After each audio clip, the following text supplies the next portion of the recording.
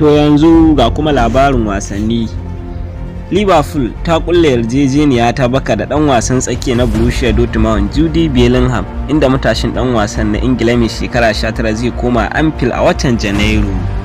Ƙungiyar ƙwallon ƙafa ta Ajax ta buƙaci Manchester United ta biya sama da fam miliyan 84 idan tana son ɗaukar ɗan wasan Brazil mai suna Anthony.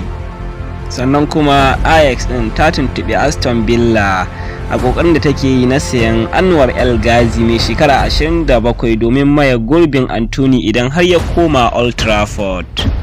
West Ham na tattaunawa da tsohon dan wasan gaba na gefe na Manchester United Adnan Januzaj domin dawo da shi gasar Premier wanda bai da kwantiragi tun bayan da ya bar Real Sociedad.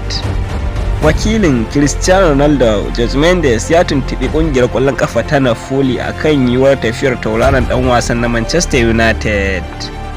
Sai dai har yanzu kuma ba a cimma matsaya tsakanin Manchester United din ba da ƙungiyar ƙwallon ƙafa ta Napoli. Ku kasance da Hausa Official domin samun ingantattun labaran duniya da labarun wasanni.